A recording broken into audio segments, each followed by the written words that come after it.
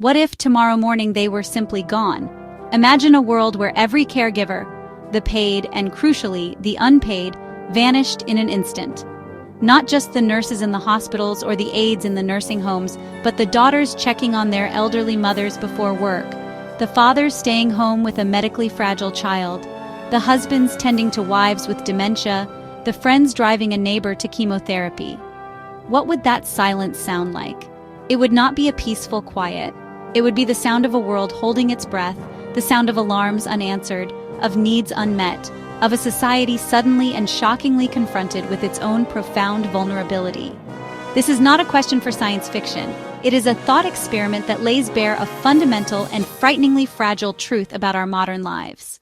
By noon on the first day, the illusion of normalcy would shatter completely.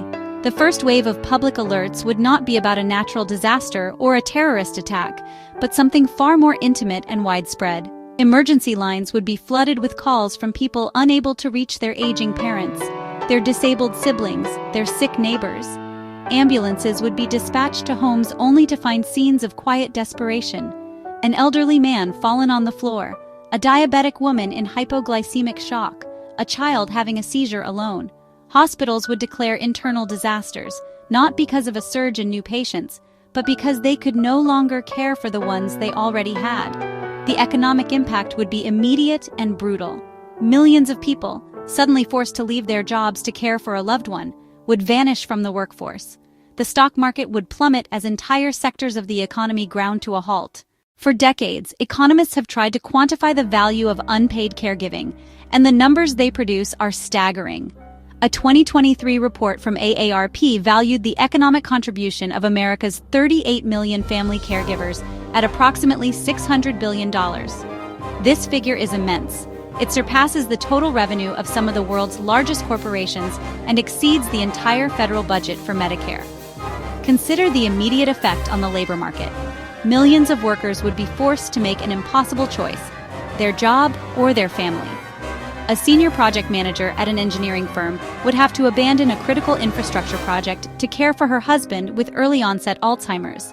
A skilled mechanic, the linchpin of a busy garage, would have to stay home to manage his son's ventilator. Furthermore, the disappearance of caregivers would trigger a massive healthcare crisis with devastating economic consequences. Without family members providing post-discharge care, patients would stay in hospitals longer, driving up costs to unsustainable levels. The true economic value of a caregiver, however, extends beyond these direct costs. It lies in the stability they provide. The term caregiver often conjures a specific image: a middle-aged woman, perhaps, caring for an elderly parent. While that demographic is significant, it is a woefully incomplete picture of this vast and varied workforce.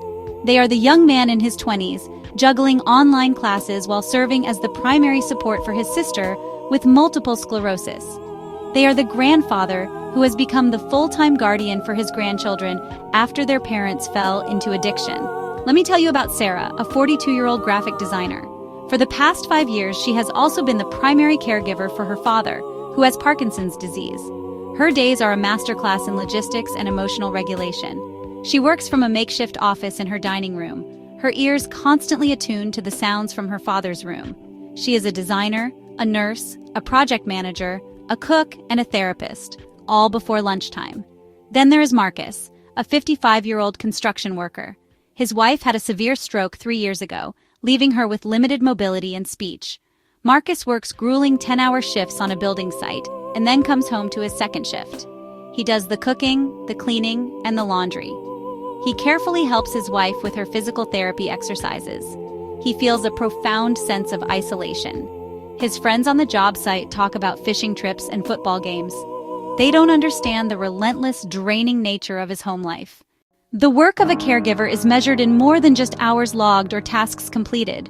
It's measured in an emotional currency that is spent relentlessly, often without any chance for replenishment. It's the constant, low-grade hum of anxiety that comes with listening for a loved one's breath in the next room. And it's the sharp pang of grief that can hit at the most unexpected moments. Seeing an old photograph or hearing a favorite song, a reminder of the person as they were before illness or age took its hold. This emotional labor is perhaps the most draining aspect of caregiving, yet it's the least seen and the least acknowledged by the outside world.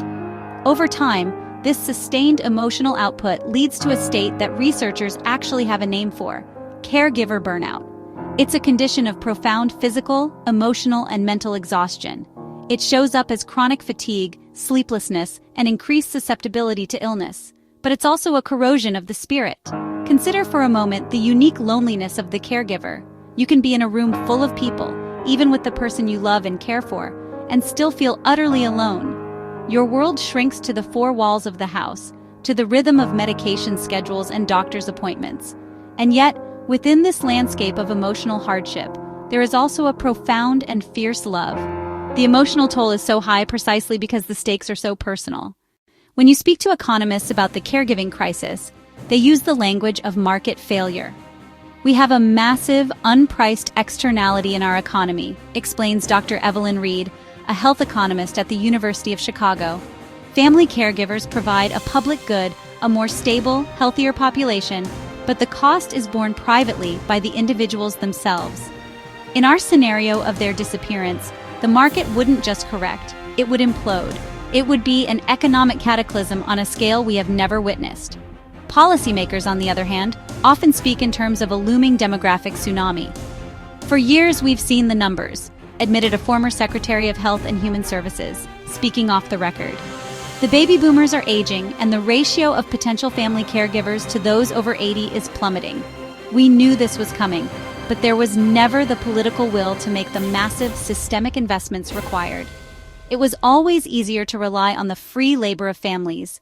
In the world without caregivers, every family would break at once. From the medical community, the perspective is one of clinical reality.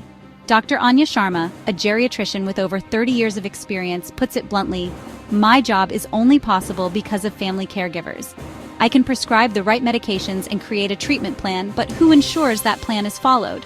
The daughter who crushes the pills into applesauce, the husband who tracks his wife's blood pressure twice a day." These expert perspectives converge on a single, alarming point. Our entire system is built on a silent subsidy provided by family caregivers. They are telling us that the people we have treated as invisible are, in fact, the linchpin. There comes a moment in nearly every caregiver's journey that feels like a breaking point. It is often not a dramatic event, but a small, quiet one. It might be the moment a daughter, after a sleepless night caring for her mother with dementia, begins to cry uncontrollably while trying to make coffee. It's the point where the thought, "I can't do this anymore," is no longer a fleeting whisper, but a deafening roar. I remember a man named Robert, whose wife, Helen, had advanced ALS.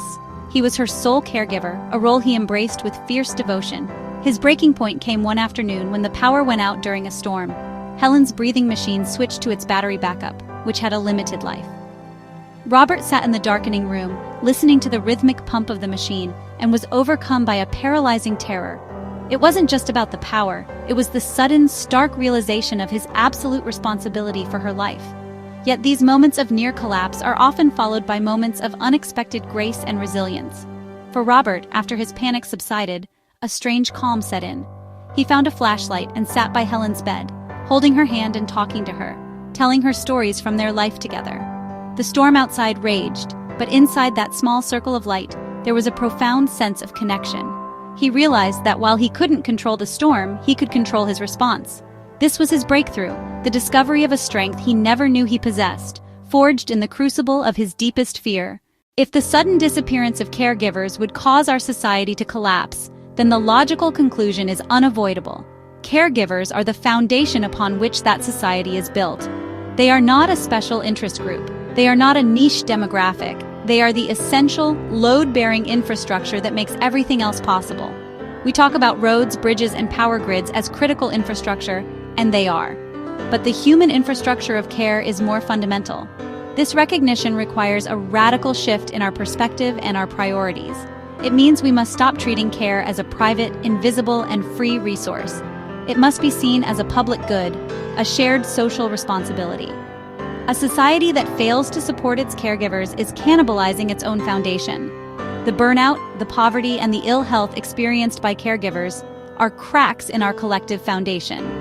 So, what does recognition look like in practical terms? It looks like national policies that provide paid family and medical leave, tax credits that acknowledge the economic value of their work, and investing in affordable, high-quality respite care. It means creating flexible workplaces that understand caregiving is a normal part of life and integrating caregivers into the formal healthcare team. Ultimately, recognizing caregivers as the backbone of society is about more than just policies and programs. It is about changing our culture, seeing caring not as a burden, but as a vital contribution to our communal life. The thought experiment is over.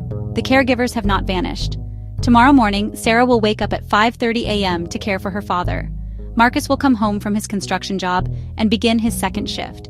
Millions upon millions of them, the hidden workforce, will resume their duties, quietly holding our world together for another day. But the fact that we can breathe a sigh of relief does not absolve us of the responsibility to act. The crisis described is not a fantasy. It is a slow-motion reality unfolding all around us. This is not an endpoint.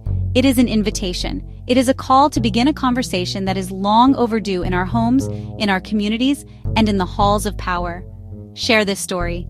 Talk to the caregivers in your own life. Ask them what they need. Listen to their stories of exhaustion and resilience, of heartbreak and love. Bring this conversation to your workplace, to your community groups, to your elected officials. Demand that the invisible work of care be made visible.